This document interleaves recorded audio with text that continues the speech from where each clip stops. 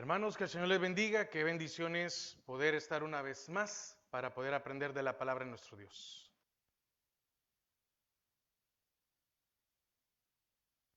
Este día vamos a continuar aprendiendo sobre el libro de Amós. Este día nos toca el capítulo 5. El versículo 5, el capítulo 5 tiene como tema es que debemos de buscar al Señor y vivir como Él quiere. Y esto trae un llamamiento al arrepentimiento. En este libro, Amós, está llamando al arrepentimiento. ¿Al arrepentimiento de qué? De la forma de vida de Israel. Más que todo de la forma de vida del reino del norte, pero también la parte de Judá. Y fíjese que muchos interpretan que este capítulo 5 lo consideran como lo mejor de todo, ¿verdad? Del libro, porque tiene un estilo literario, pero también porque tiene una enseñanza profunda. Y algunos concluyen que no solo es un sermón, sino una colección de afirmaciones breves y tajantes que el profeta proclamó en distintas ocasiones, y al final todo el contenido del capítulo 5 es especial, es maravilloso. Ahora, ¿por qué? Porque mire, nosotros entendemos que nuestra vida debe de ir siempre al arrepentimiento, a doblegar nuestra alma, a vencer nuestra alma y que sea el Espíritu. Así que antes de comenzar y empezar a estudiar el capítulo, oramos ante nuestro Dios para darle gracias porque nos permite este momento, nos permite la vida, nos permite la salud, nos permite los medios y que nuestra vida sea grata para Él. Padre, te damos gracias a esta hora. Gracias por darnos este tiempo, este día, Señor, para poder aprender y seguir aprendiendo de tu palabra. Que en nuestros corazones haya ese deseo, ese denuedo de querer saber más de ti. Señor, que tu palabra no solo sea el logos, sino que sea un rema. Ayúdanos porque tenemos luchas diarias y debemos de doblegar nuestras almas. En el nombre de Jesús atamos y sujetamos todo estorbo que se quiera levantar, que quiera estorbar. Amén y amén. Amós 5, del 1 al 3. Un llamamiento al arrepentimiento. Vamos a leer los versículos del 1 al 3 para empezar. Oíd esta palabra que yo levanto para lamentación sobre vosotros, casa de Israel. Cayó la Virgen de Israel y no podrá levantarse ya más. Fue dejada sobre su tierra, no hay quien la levante. Porque así ha dicho Jehová el Señor, la ciudad que salga con 1000, y póngale atención a esto, dice, volverá con 100, es decir, de 1000 iba a regresar con 100.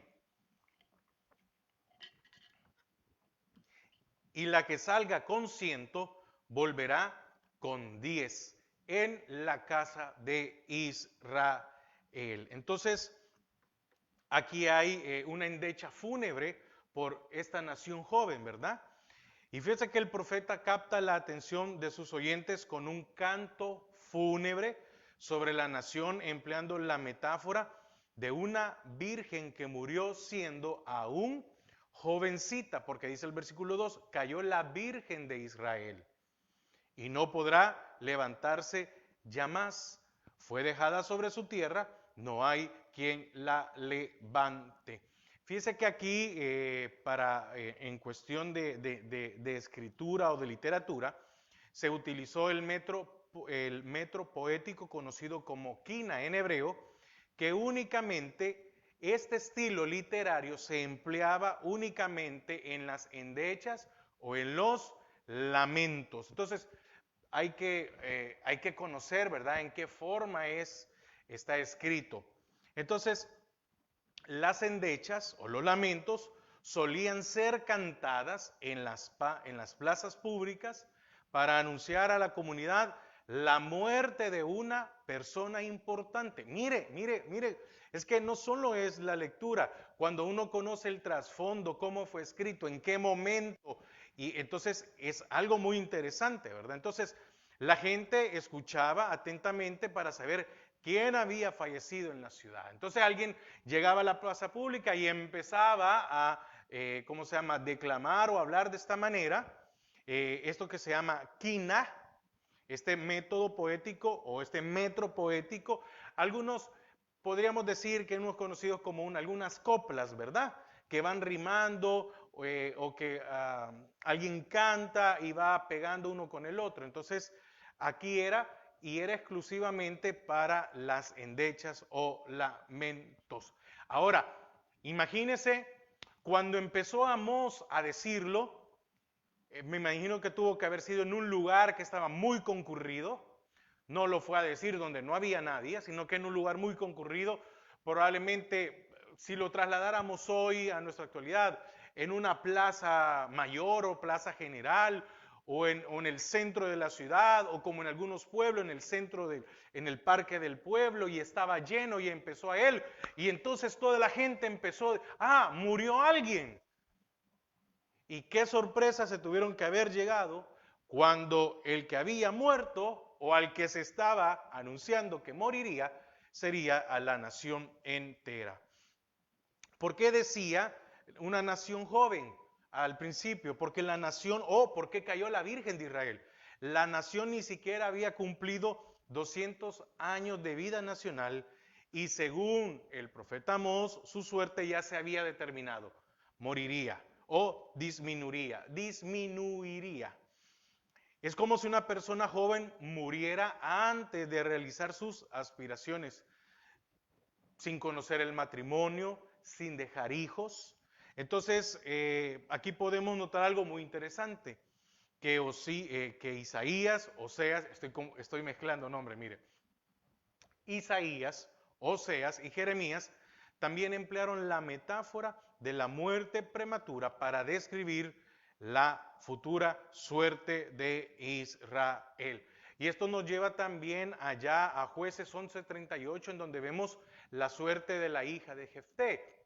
Jefté, que había sido el hijo, se cree que había sido el hijo de una ramera, y sus hermanos, los de Galaad, si no estoy mal, lo tenían de menos, pero cuando hubo necesidad de que Jefté saliera por ellos y los defendiera, Jefté llegó a ser un juez de Israel.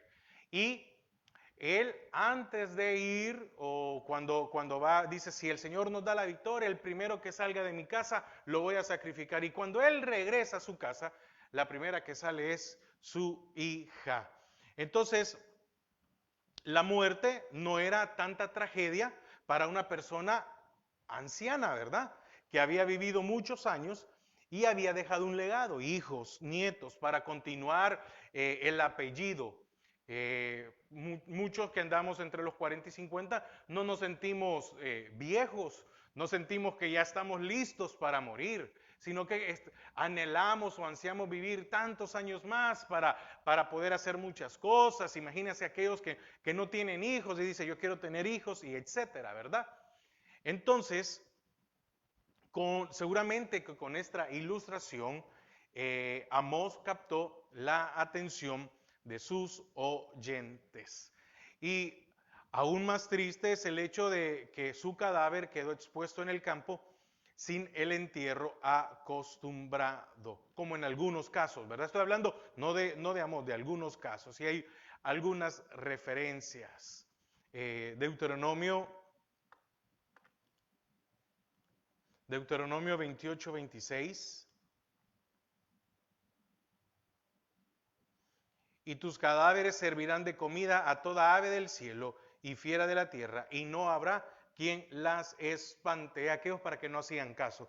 También segundo libro de Reyes 9:10, Jeremías 8:1 y 2, Jeremías 14:16, Jeremías 16 del 4 al 6 y Jeremías 25:33. Entonces, imagínense el hecho de el hecho de morir joven o el hecho de que el campo quedara, el cuerpo quedara expuesto, ¿verdad? Porque oiga lo que dice, porque así ha dicho Jehová el Señor, la ciudad que salga con 1000 volverá con 100. Entonces, ¿cuántos iban a quedar esparcidos, verdad? Entonces, el tono de esta profecía indica que a Amós le afectó mucho dar tales mensajes. No lo fue a hacer con alegría. Él no se alegró como profeta de Dios o como un israelita más. No estaba feliz. Al fin, estos van a entender por qué es necesario, ¿cómo se llama?, seguir al Señor, y como no se han arrepentido. Para él no era ninguna satisfacción anunciar la condenación de otros. No es que él se regocijaba con eso, sino que al contrario, le dolía. Entonces, aunque no lo expresa en palabras tan conmovedoras como las que encontramos allá en Oseas 11, Amós conoció el sufrimiento de Dios al ver a sus hijos rebeldes destinados a la ruina total. Entonces, algo de consuelo le queda en saber que un remanente, porque oiga, de 1000 van a quedar 100 y de 100 van a quedar 10. Siempre el Señor tiene un remanente fiel. Allá estaba Elías y le dijo, Señor, solo yo he quedado y tengo ganas de morirme. Entonces, si yo me muero ahorita, no queda nadie. Y le dice el Señor, espérate, Elías, tranquilízate, que te pase la euforia. Sí, yo sé que estás molesto, que estás indignado, que tienes temor, que tienes duda, pero hay 7000 que no han doblado su rodilla. 7000 era muy poco o un remanente pequeño para todo el tamaño de la nación, ¿verdad? Entonces, algo de consuelo le queda saber que un remanente va a sobrevivir el juicio divino sobre Israel. Aunque habrá muchos muertos, el 10% perdurará para llevar a cabo la misión eterna de la nación. ¿Por qué? Porque el propósito del Señor siempre, siempre, siempre se iba a cumplir. Ahora, vamos al llamado al arrepentimiento. Ahí mismo, Amós 5, versículos del 4 al 7. Pero así dice Jehová a la casa de Israel. Oiga, y por favor póngale mucha atención a esto. Yo sé que en algunas, usted lo conoce por algunas, muchas veces conocemos solo un versículo, ¿verdad? O por algún canto, porque buscadme y viviréis, lo canta Marcos Vidal, ¿verdad? Dice, Amós 5, 4 al 7. Pero así dice Jehová a la casa de Israel, buscadme y viviréis. Y no busquéis a Betel, ni entréis a Gilgal, ni paséis a Beerseba, porque Gilgal será llevada en cautiverio y Betel será deshecha. ¿Por qué el Señor dice que no entre en esa ciudad? Si usted ha seguido la enseñanza, usted recuerda que todos estos lugares habían puesto adoración a ídolos paganos. Se habían vuelto centros de adoración. No solo habían puestos, sino que se habían vuelto centros de adoración. Versículo 6. Buscad a Jehová y vivid, no sea que se acometa como fuego a la casa de José y la consuma, sin haber en Betel quien lo apague. Los que convertís en ajenjo el juicio y la justicia la echáis por tierra. Entonces, Amós emplea la frase en hebreo que es comar, amar, Yahvé, que es así ha dicho Jehová, para presentar un mandato y una prohibición en los versículos 4 y 5. Porque dice, pero así dice Jehová, amar Yahvé, buscadme y viviréis. Y después dice, primero es un mandato, así ha dicho Jehová, buscadme y viviréis, el mandato. La prohibición, y no busquéis. Oiga, ahí está. Amén. Espero que usted me pueda comprender lo que quiero decir. Entonces, hay que buscar a Dios con sinceridad en lugar de hacer múltiples viajes a distintos santuarios que no van a producir ningún resultado positivo. Y usted se recuerda también, por la palabra nos enseña de que lo que el Señor no quería era aquella movilización, las peregrinaciones. Porque las peregrinaciones no eran, son costumbres paganas. ¿Usted se ha dado cuenta que hay gente que va hasta hacia el lado y recorre un camino de no sé qué? Esas eran costumbres y por eso el Señor hizo y puso en los lugares donde había también que adorar. Y una vez al año se reunían, pero no era lo mismo como aquellas peregrinaciones paganas. Entonces, la palabra buscar, que es darash, se empleó en el sentido de buscar una respuesta divina sobre un asunto específico. Es decir, no es por cualquier cosa, ¿verdad? Éxodo 18:15. Y Moisés respondió a su suegro, porque el pueblo viene a mí para consultar a Dios. Entonces, buscar se empleó en el sentido de buscar una respuesta divina sobre un asunto profético. Amén. Entonces, buscad a Jehová y vivid. Entonces, Amós le da un significado mucho más profundo. Es buscar una relación estrecha con Dios con el deseo, oiga, de conocer su voluntad y cumplirla. Si buscamos a Dios solo para que Él nos conteste las peticiones y nos responda, esto difiere enormemente de conocer el deseo de su voluntad. Porque muchas veces lo que menos hacemos es buscar el deseo de su voluntad. Oiga, si no buscamos conocer su voluntad, ¿cómo la vamos a cumplir? Imposible.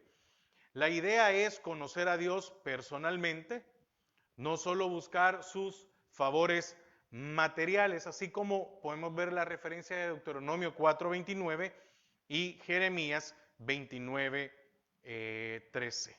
Entonces, la vida se convertirá de una existencia rutinaria a una relación íntima y abundante con Dios. ¿Por qué? Porque fíjese que en algún momento de nuestras vidas llega esto que pareciera que todo lo que hacemos es rutinario.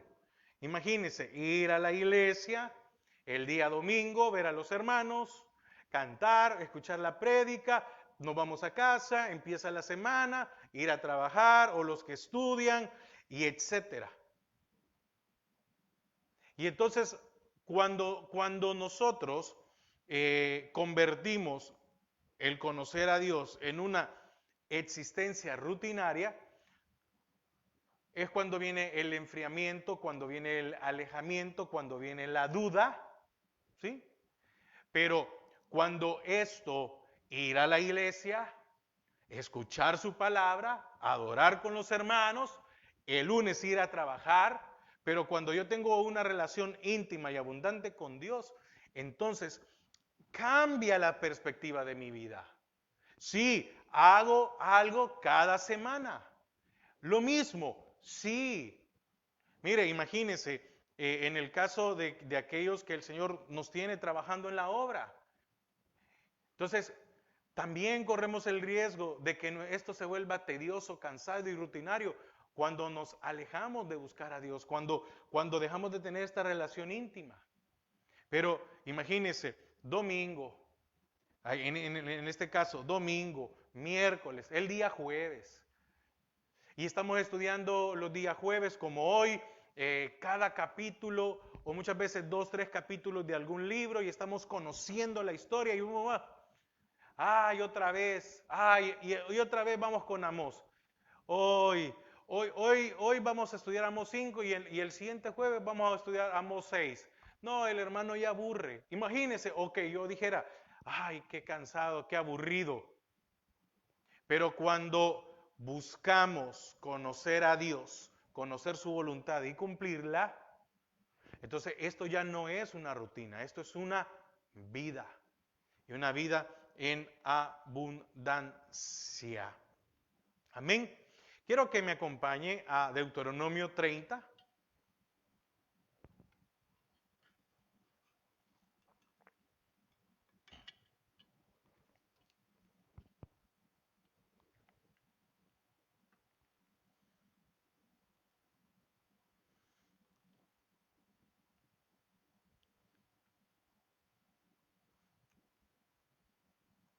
Oiga lo que dice 30:19. A los cielos y a la tierra llamó por testigos hoy contra vosotros, que os he puesto delante la vida y la muerte, la bendición y la maldición. Mire, mire, mire qué importante. Hoy he puesto delante la vida y la muerte, la bendición y la maldición. Y no dice, toma, dice, escoge, pues, la vida. Ah, fíjese que todavía el Señor le dice lo que hay que vivir. ¿Verdad que? Detengámonos un momento. Si usted está leyendo esto, ¿verdad que en nuestro raciocinio humano nos dicen, aquí está la vida y aquí está la muerte, aquí está la bendición y aquí está la maldición? ¿Usted qué escogería? ¿Verdad que usted escogería la vida y la bendición? Lógico, pero aquí el Señor todavía le dice lo que tiene que escoger.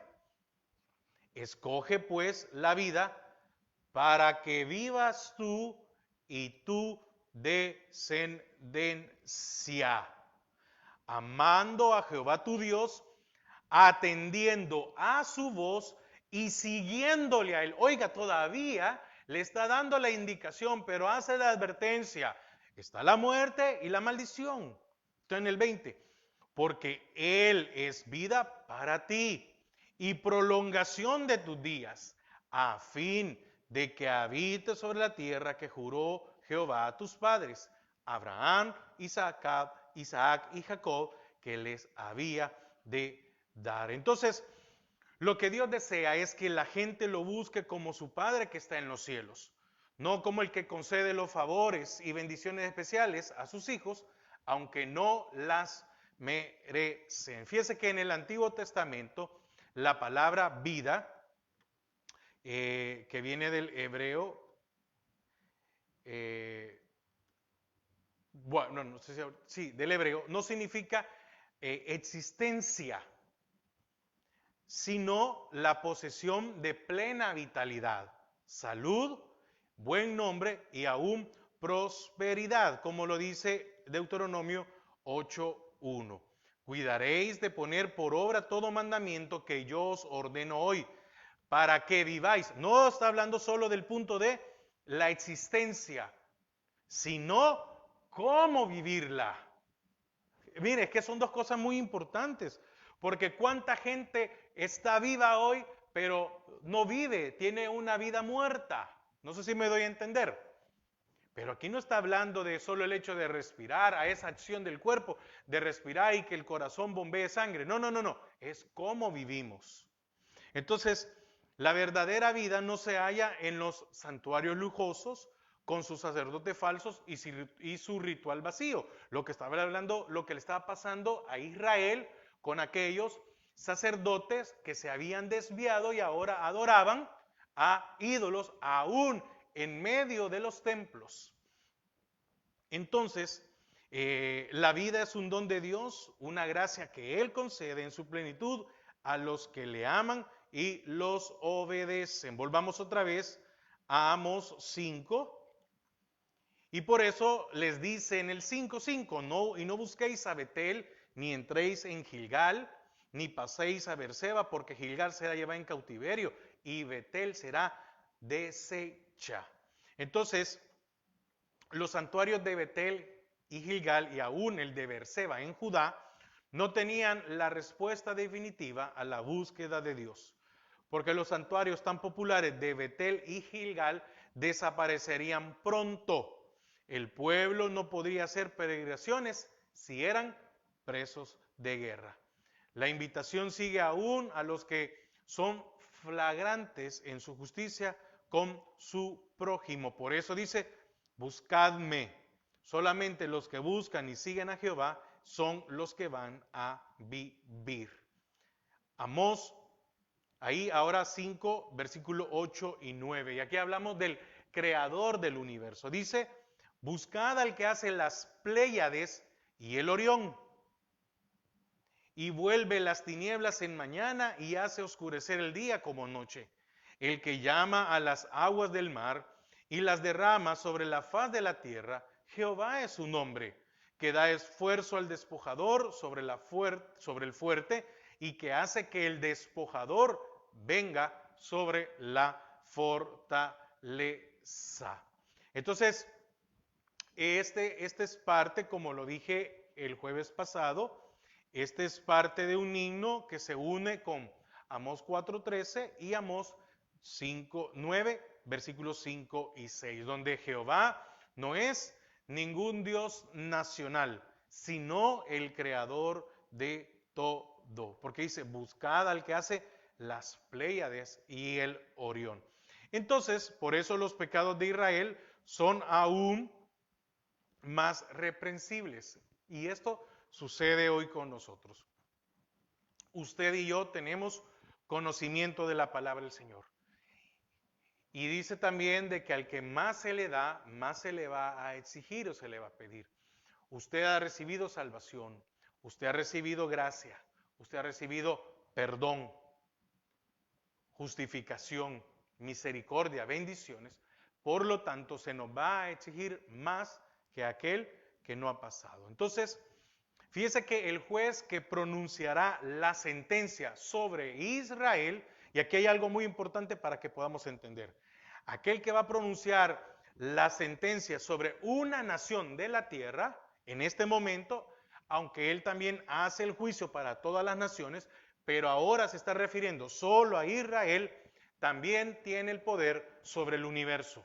Le está diciendo Amós al pueblo, miren, es cierto, Jehová no es como los dioses nacionales, porque los dioses eran para cada pueblo o para cada región. Y entonces un dios, el dios de los cananeos o el dios de los filisteos, no tenía autoridad y poder sobre el dios de los egipcios. Era por lugar. Entonces viene Amós y les aclara, Jehová no es un Dios nacional, Jehová no solo es para Israel, pero este que es el Dios de ustedes, también es el Dios del universo. Y déjenme decirle algo, tiene poder sobre el universo. Y le dice, es que es el creador de las grandes constelaciones de estrellas y administrador del horario de la noche y del día. Esto lo podemos también encontrar en Job 9:9 y Job 38:31. ¿Qué más le dice? Que él es capaz de derrumbar aún las obras más magníficas del hombre. Porque dice que da esfuerzo al despojador sobre el fuerte y hace que el despojador venga sobre la fortaleza. Entonces, esta parte lo que se considera como un himno, o lo que leemos, resalta el poder de Dios, tanto en la creación y mantenimiento del universo, como en el ejercer este poder para castigar a los pueblos que hayan puesto su confianza en sus fortalezas. Y entonces aquí vemos que hay una doble invitación para buscar a Dios. Este Dios poderoso y digno de ser adorado como es debido, no como a nosotros nos ronca la gana, pero también Él es compasivo y desea que nosotros tengamos, cada uno, mire, por individuo, una relación con Él. Ahora, del versículo 10 al versículo 15 vemos que el Señor es la única esperanza de Israel. Amós 5 del 10 al 15. Ellos aborrecieron al reprensor en la puerta de la ciudad y al que hablaba lo recto abominaron. Por tanto, puesto que vejáis al pobre y recibís de él carga de trigo, edificasteis casas de piedra lavada, mas no las habitaréis. Plantasteis viñas hermosas, mas no beberéis el vino de ella. Porque yo sé de vuestras muchas rebeliones y de vuestros grandes pecados.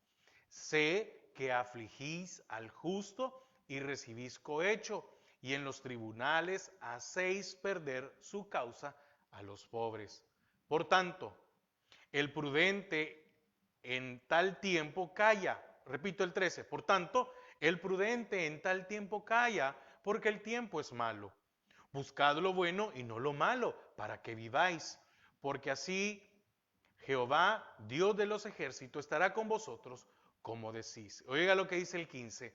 Aborreced el mal y amad el bien, y estableced la justicia en juicio. Quizá Jehová, Dios de los ejércitos, tenga piedad del remanente de José. El Señor les va diciendo, pero también les va diciendo cómo vivir. Ahora, ¿qué sucede en esta parte? ¿Qué pasaba? Amós atacó a los jueces que se dejaban comprar y abusaban de su posición en la administración de la justicia. Y no solamente eso, ellos rechazaban el mismo sistema de los tribunales, la credibilidad de los testigos y de los que allí decían la verdad. Porque oiga, ellos aborrecieron en el 10 otra vez al reprensor en la puerta de la ciudad y al que habla lo recto abominaron. Oiga, por tanto, puesto que dejáis al pobre y recibís de él carga de trigo, edificasteis casa de piedra lavada, mas no la habitaréis. Plantasteis hermosas viñas, mas no beberéis el vino de ella. 12. Porque yo sé de vuestras muchas rebeliones y de vuestros grandes pecados. Oiga, sé que afligís al justo y recibís cohecho, y en los tribunales hacéis perder su causa a los pobres. Eso es en el 12. Oiga, entonces cada pueblo tenía su tribunal donde todos los varones adultos podían sentarse en la puerta de la ciudad y oír y decidir sobre asuntos de importancia para la ciudad o para el pueblo. Entonces, para que un sistema como este funcionara, tendría que basarse en la integridad de cada persona y su honestidad como testigo o como juez al presentar cada caso ante este consejo de ancianos. El noveno mandamiento el noveno mandamiento del decálogo dice: no darás falso testimonio contra tu prójimo. Éxodo 20:16. Y su cumplimiento era esencial en este sistema de justicia y juicio. Pero el versículo 10 dice que en Samaria era todo lo contrario. El juez más propenso al soborno era el más estimado. El que más chanchullos hacía era el que más importaba. Claro, era el que había que buscar, era el que se podía comprar. Fíjese que según Deuteronomio 23:19, cobrar tributo sobre el trigo no era permitido. Entonces, a pesar de esta ley tan humanitaria, los ricos se aprovechaban de los campesinos, cobrando tributo del grano que tenían que dar para dar comida a sus familias. Lo que antes tenían su propio campo como herencia de Dios, ahora eran arrendatarios o siervos de aquellas personas que querían poseerlo todo y habían tomado control de sus campos en pago de sus deudas injustamente impuestas. Entonces, si alguien tenía una deuda, lo que hacían muchas veces era subir los impuestos o poner cantidades de cobro a la semana que no se podía hacer. Entonces llegaba un momento en que la deuda crecía y era imposible pagarla. ¿Por qué hacían esto? Porque el deseo era quedarse con la tierra. Y ahora tenían que arrendarla, lo que aquella tierra había sido de su herencia, ahora ellos tenían que arrendarla para poder sembrar, para poder pagarle. Entonces imagínense, les quitaban las tierras, se las alquilaban, y entonces ahora pagaban por el uso de la tierra, pagaban impuestos por el trigo que recogían y pagaban la deuda que tenían. Entonces, por eso dice que con esta ganancia ilícita, los nuevos ricos construyeron sus casas lujosas. Pero dice, oiga, en el 11, por tanto, puesto que dejáis al pobre y recibís de él carga de trigo, edificasteis casas de piedra lavada, mas no oiga, mire el juicio, hiciste todo eso, pero no te va a permitir que vivas allí. Plantasteis hermosas viñas, mas no beberéis del vino. Según Éxodo 21:30 y Deuteronomio 35:31, el recibir soborno era prohibido, pero los jueces estaban listos a recibir soborno de cualquiera. Estaban dispuestos a hacer que los pobres siempre perdieran sus causas en los tribunales, como leímos en el 12, porque yo sé de vuestras muchas rebeliones y de vuestros grandes pecados. Sé que afligís al justo y recibís cohecho, y en los tribunales hacéis perder su causa a los pobres. Entonces, hermanos, hay que tener mucho cuidado. Usted y yo no podemos ser injustos. Usted y yo no nos podemos valer de cualquier cosa. Usted y yo no podemos actuar de esto. Aunque el mundo, aunque el sistema esté contaminado, aunque el sistema esté arruinado, usted y yo tenemos un deber con el Señor, porque Él un día va a pasar cuenta de nuestras vidas. Entonces Dios ve todo esto y lo califica como rebeliones y pecados, ¿verdad? Eran actos inhumanos. Entonces, el poder y el dinero de la posición política, oiga lo que había, óigame, estamos hablando de Israel. Recuerda que al principio hay juicio para las demás naciones. No, pero ahora estamos hablando solo de Israel. Entonces, el poder y el dinero de la posición política era tan enorme que una persona prudente comprendería que era inútil protestar contra la injusticia. Sin embargo, el profeta no pudo callarse. Mire, en cuántos lugares del mundo ir a protestar no se puede. No se puede, mire, no, por favor, no ir a protestar, sino en el sentido de que muchas veces alguien quiere ir a poner una demanda porque pasó alguna situación a la policía. Y al final, o antes de ir, usted entiende que todo está arreglado. La policía como tal, como tal, como tal, como todos tienen que ver. ¿Qué va a ir a hacer? ¿Qué va a hacer? ¿Qué va a ir a hacer a ese lugar? ¿Cuántas historias no hemos escuchado que el ladrón que robó no sé qué tal cosa era amigo del policía? Y que, no le hicieron nada. No, miren, no lo encontramos, no hay no sé qué. Y al final resulta que todo estaba arreglado. Entonces, este hombre no pudo callarse. Ahora, había una cosa, quien lo mandó a hablar no fue él. Y esa es la diferencia. Él, Amós, no fue con sus fuerzas, no fue a decir aquí me levanto yo vengo a ser un revolucionario de las injusticias sociales. Probablemente este hombre le dolía, pero hasta que no recibió el llamado del Señor, no se levantó y fue a hacerlo. Entonces, este hombre había escuchado el rugido del león, ¿verdad? Sabía muy bien que las casas construidas con dinero mal o malo, mal habido, no ofrecerían protección alguna en el día del juicio divino. Amós dice claramente lo que Dios desea.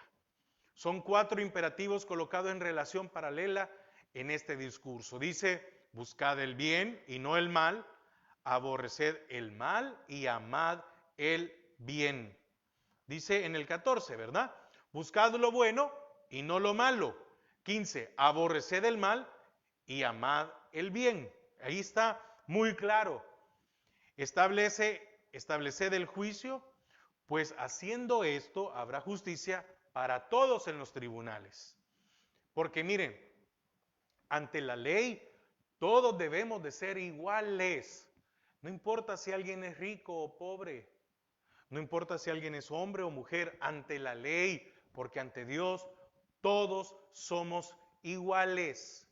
Todos tenemos el mismo derecho. No es porque el pobre tiene más derechos porque el rico tiene. No, no, no. Es el mismo derecho. Es que mire, pero es que este es pobre y este es rico.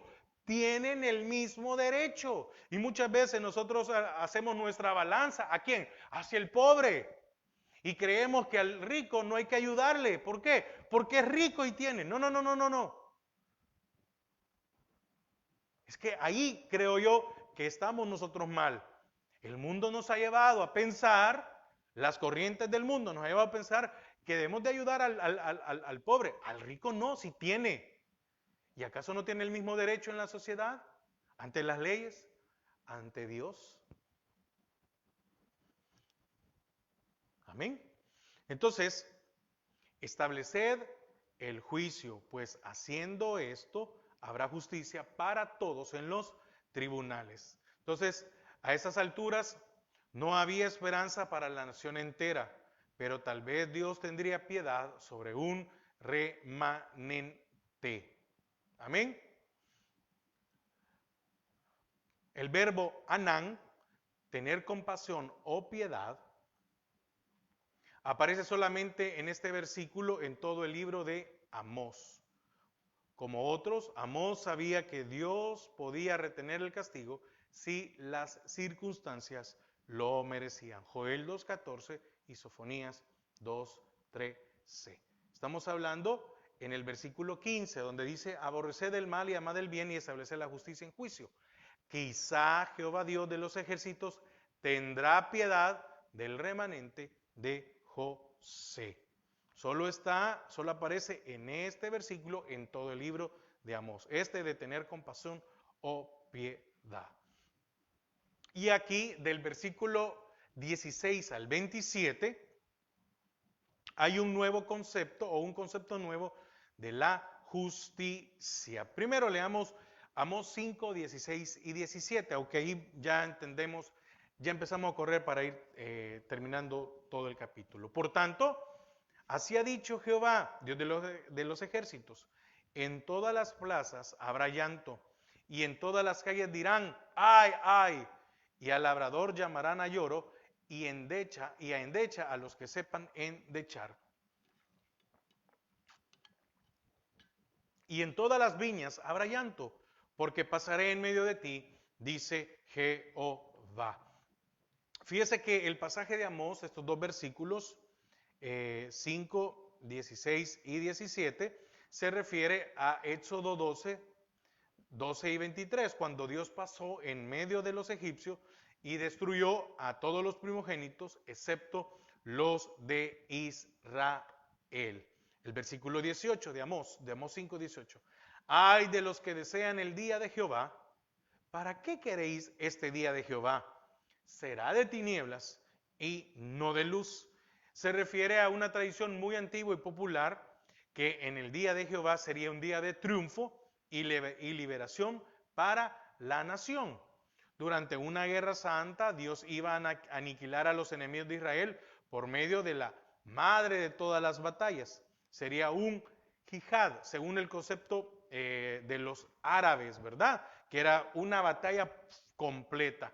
Y hablaba de que el triunfo de Israel sería total y universal. Amén. Hay de los que desean el día de Jehová. Oiga, hay de los que desean aquello en donde todos los pueblos van a ser, o todos los enemigos de Israel van a ser destruidos. Y entonces Amós pregunta, ¿para qué queréis este día de Jehová? Porque así como iban a ser juzgadas las naciones por la iniquidad ante el Señor, oiga, también Israel. Entonces les dice, uy, ustedes están pidiendo el día de Jehová, pero puede ser que por el comportamiento de ustedes se vayan también ahí. ¿Verdad? No sé si hoy me doy a entender. Estaban pidiendo que llegara esto muchos hipócritas, ¿verdad? Muchos de aquellos que se habían valido del pobre, muchos que habían sobornado a un juez. Ay no, espero que venga el día de Jehová para que acabe, a los enemigos. Y decía, será de tinieblas y no de luz. Puede ser que ustedes se vayan ahí, ¿verdad? En la cosa. ¿Por qué? Porque con todos sus enemigos derrotados, Israel se quedaría como la nación más favorecida y bendecida de la humanidad. Y hay muchos versículos que podemos ver esto, ¿verdad? Isaías 13, 6 y 9, Jeremías 46, 10, Joel 1 del 15 al 20, Joel 2 del 1 al 11 y Zacarías 14, 1 y Malaquías 4, 5. Entonces, Amós proclamó que el verdadero día de Jehová será todo lo contrario. Será un día de oscuridad, no de luz. Y empleó la metáfora de uno que huye de un león para encontrarse con un oso enorme y al escaparse de éste se apoya sobre la pared de una pieza interior de su casa y allí lo muerde una serpiente venenosa. ¿Dónde está esto? Versículo 19. Como el que huye de delante del león y se encuentra con el oso, o como si entrare en casa y apoyare su mano en la pared y le muerde una culebra. Versículo 20. ¿No será el día de Jehová tinieblas y no luz? Oscuridad que no tiene resplandor. Aborrecí, abominé vuestras solemnidades y no me complaceré en vuestras asambleas. Oiga, entonces no está hablando de que el castigo iba a ser solo para aquello. Entonces dice, no, no pidan esto. Versículo 22. Y si me ofrecereis vuestros holocaustos y vuestras ofrendas, no los recibiré, ni miraré a las ofrendas de paz de vuestros animales engordados. Quita de mí la multitud de tus cantares, pues no escucharé las salmodias de tus instrumentos. Pero corre el juicio como las aguas y la justicia como impetuoso arroyo. Me ofrecisteis sacrificios y ofrendas en el desierto en 40 años, oh casa de Israel. Antes bien, llevabais el tabernáculo de vuestro Moloch y Kium, ídolos vuestros. Oiga, mire lo que le está diciendo. La estrella de vuestros dioses que os hicisteis. Os haré pues transportar más allá de Damasco, ha dicho Jehová, cuyo nombre es Dios de los ejércitos. Híjole, mire qué increíble todo esto, ¿verdad? Que el Señor le estaba diciendo a Israel. Entonces le estaba diciendo que el culto lujoso y abundante no sirve para nada. Amós anuncia que lo que Dios desea es que corra el juicio derecho como agua y la justicia como arroyo permanente, que penetre a todo nivel de la sociedad y a cada institución del Estado.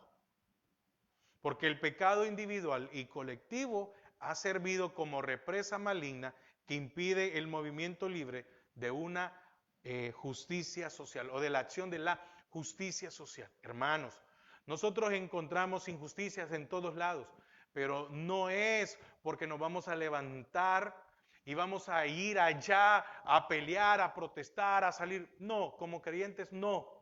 Como creyentes debemos de vivir. Nosotros debemos primero de tener una vida justa, de ser justos.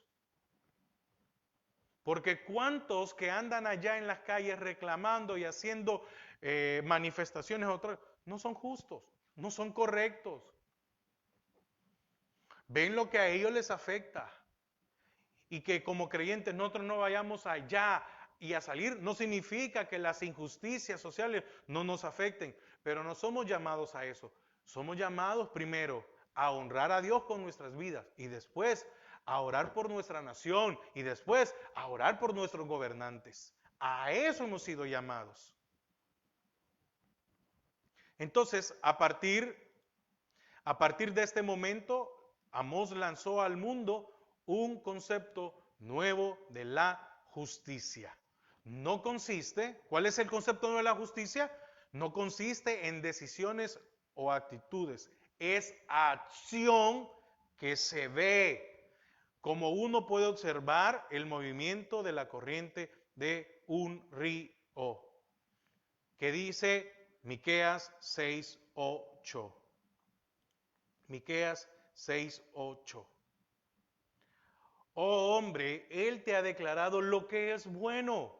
¿Y qué pide Jehová de ti? No dice, ¿qué pide Jehová de la nación?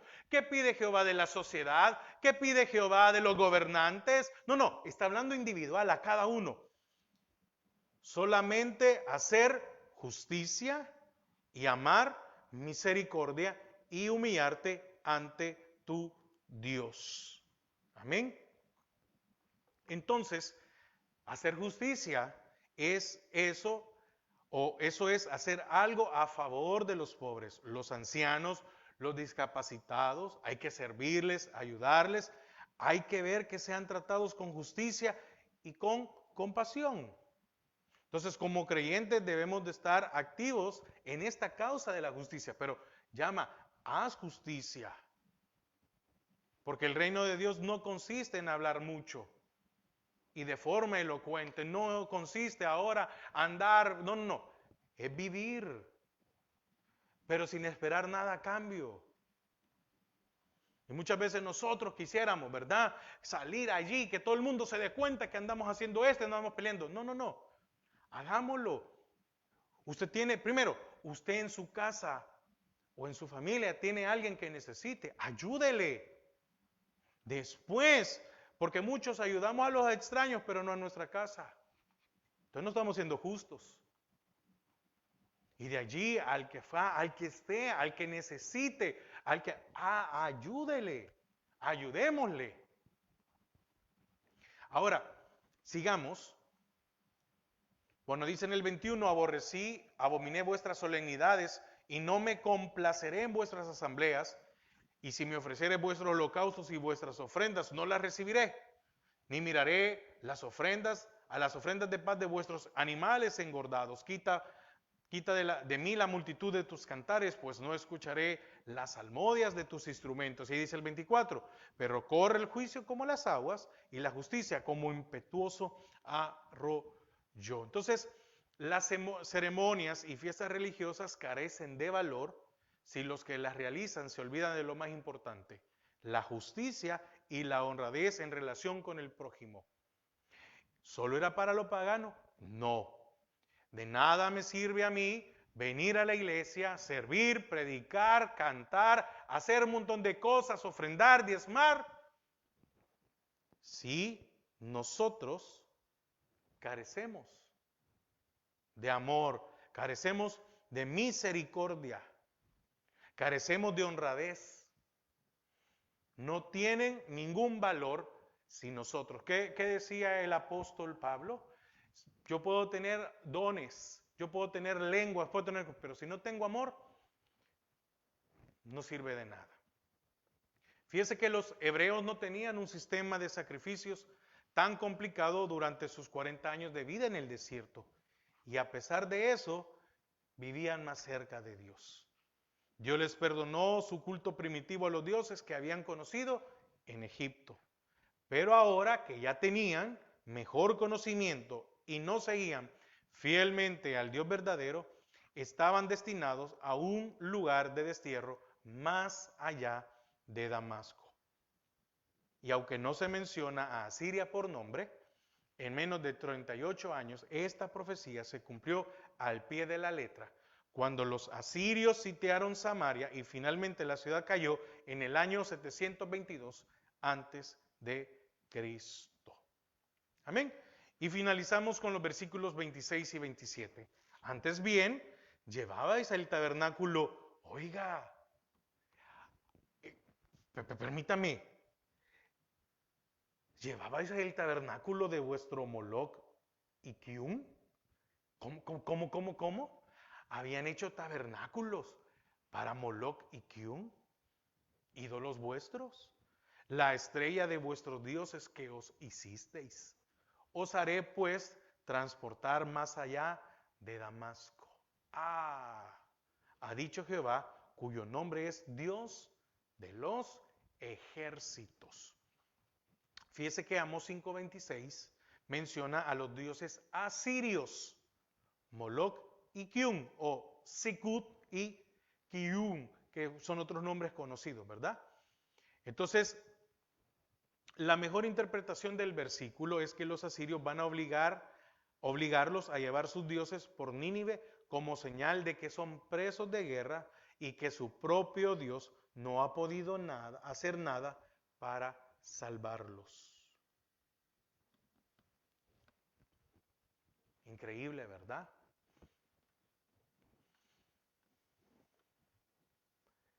Moloch, que era el que se le ofrecían los niños recién nacidos, se les ofrecían en sacrificio. Probablemente el nombre en hebreo era Sikut y era un dios muy conocido por Asiria, Aram y Edom. Incluso era su rey y el planeta Saturno era su estrella. Entonces Kium era el nombre árabe de Saturno. Amén. Entonces, Por lo tanto, este texto tal vez hace referencia a un Dios en lugar de dos. Es decir, en un lugar era conocido como Moloch y en otro conocido era como Kyun, para decirles, miren, al final, ¿verdad? Entonces, y se cree que Amós era estudiante de las estrellas y él sabía muy bien esto. Amén. Así que, hermanos, ¿cómo era el tema de esta enseñanza o de este día de Amós 5? Llamamiento al arrepentimiento. Hermanos, es impresionante, pero todos debemos rendir nuestra voluntad, rendir nuestra alma. De nada sirve, hermanos, que hagamos muchas cosas si no somos justos, si nos valemos de aquellos. De nada sirve tener dones, tener bendiciones de Dios, tener palabra, tener un privilegio, si no hacemos justicia. Amén. Bueno, oramos. Padre, te damos gracias a esta hora porque nos permite, Señor, aprender de tu palabra. Señor, qué bendiciones poder aprender de Amós y de lo que le estaba diciendo a Israel. Que con la rutina se habían alejado de ti y que esa rutina los había llevado a ser injustos. Hermanos, qué peligros hay cuando nos alejamos de Dios. Qué peligros hay o hasta dónde podemos caer por el simple hecho de dejar de vivir una vida de creyentes a tener una rutina de creyentes.